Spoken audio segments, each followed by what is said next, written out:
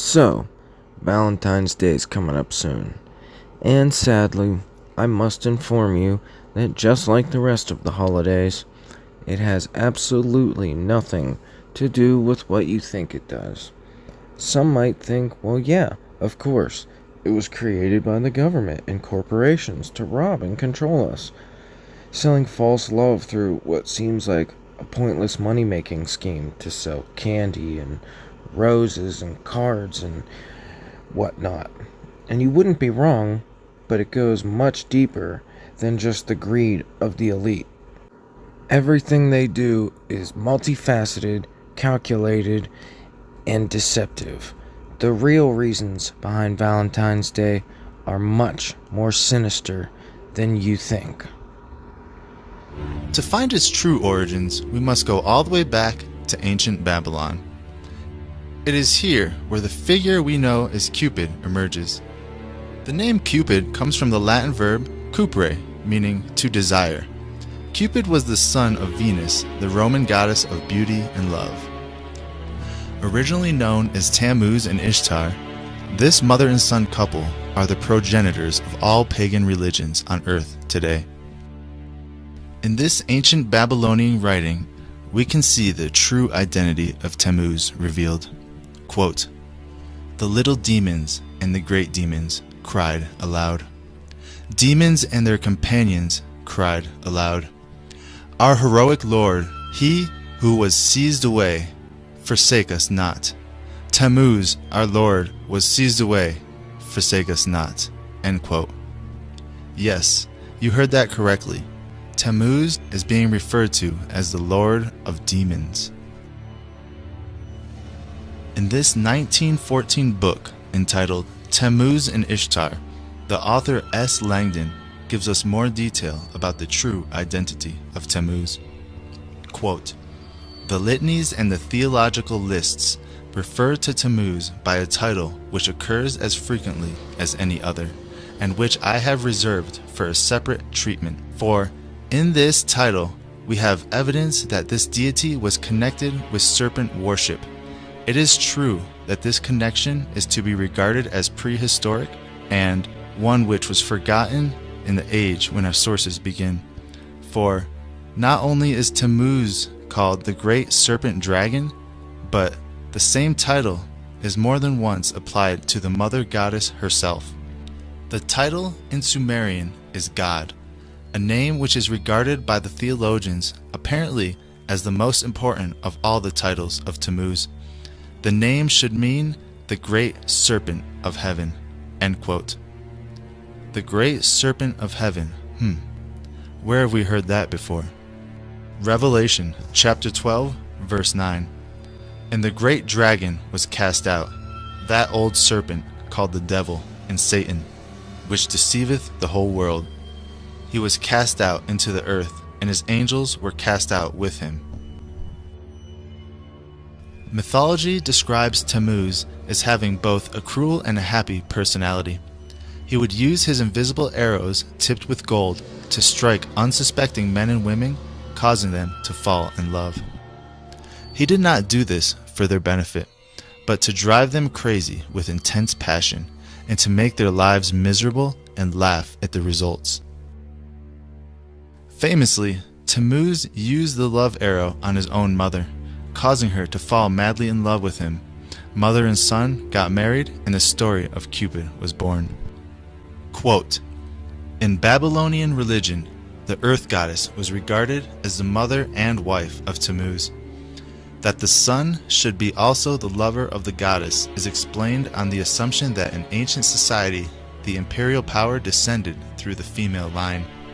In that case, the heir to a throne is the daughter of a king. To retain a throne, the son of a king must marry his sister, or, failing a sister, his own mother. In the Sumerian myth, we have both circumstances represented. In the Egyptian version, Isis is the sister of her husband Osiris. In Sumer, the original myth represented the mother goddess as the mother of Tammuz." End quote. Now, further down in the story, as Tammuz grows and becomes a man, Tammuz actually marries his mother, and they have a very sexual relationship. And that baby Tammuz and his mother Semiramis is where you get the story of Cupid. So now that we know where Cupid comes from, let's take a look at Valentine's Day itself. The association between mid-February and romance goes back to a pagan festival known as Lupercalia, likely honoring either Lupa, the she-wolf of Rome who suckled Romulus and Remus, or Faunus, their god of fertility. The festivities began with an animal sacrifice. Then the ritualistic slapping of young women with strips of the animal's skin and blood to bestow fertility for the coming year. Alberta Mildred Franklin writes this in her 1921 book entitled The Lupercalia. Quote, "These occasions are celebrated by the worshippers with extravagant orgies of mourning and of joy. In the death and the resurrection of the deity, the people find assurance of human immortality. Much of the homage offered by this agricultural people to its earth goddess consists of fertility charms to arouse the dormant powers of productivity or to secure rain for the crops. But often the goddess withholds her blessing and sends barrenness, blight, and pestilence upon her people. To avert these destructive forces and to set free all beneficent activities, the devotees resort to strange orgiastic practices. Often they seek to propitiate the dread goddess by the sacrifice of a human being." End quote. Most people are completely unaware of this link between human sacrifice and Valentine's Day. Let's continue. Pausanias, an ancient Greek geographer and historian, tells us that, quote, "A child was sacrificed, his blood sprinkled upon the altar, and his entrails tasted sacramentally by the priest. Thereupon, say the legends, he who had tasted the entrails was transformed into a werewolf for a period of 9 years." End quote. Werewolves, human sacrifice, incest, and orgies. These are all reasons why we should avoid celebrating Valentine's Day. But we're not done yet.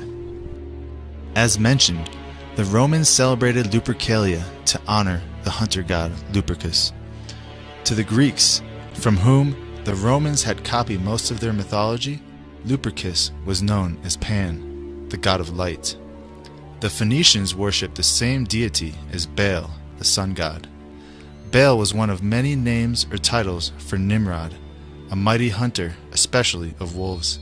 Defying God, Nimrod was the originator of the Babylonian mystery religions, whose mythologies have been copied by the Egyptians, the Greeks, the Romans, and a multitude of peoples around the world. Under different names or titles: Pan, Lupercus, Saturn, Osiris, Tammuz. Nimrod is the strongman and the hunter-warrior god of the ancients. Now, let's move on to the heart symbol and why we associate it with Valentine's Day and love. The title Baal means Lord or Master, and is mentioned throughout the Bible as the god of the pagans. God warned his people not to worship or even tolerate the ways of Baal. In the ancient Chaldean language, which is the original language of the Babylonians, Baal, which is similar to Baal, meant heart. So there you have it, historical proof that the holiday we know as Valentine's Day is nothing but an ancient ritual repackaged for modern times. In the 5th century, perhaps in an effort to Christianize the pagan festival, Pope Gelasius declared February 14th as St. Valentine's Day. As for the real St. Valentine, there were reportedly several canonized by the Church. Legend has it that one St. Valentine, a defiant Roman priest, lived during the 3rd century AD under Emperor Claudius II. Claudius was an ambitious ruler. His battles required vast armies of men to abandon their young families for long periods of time, resulting in a military that was half-hearted and homesick.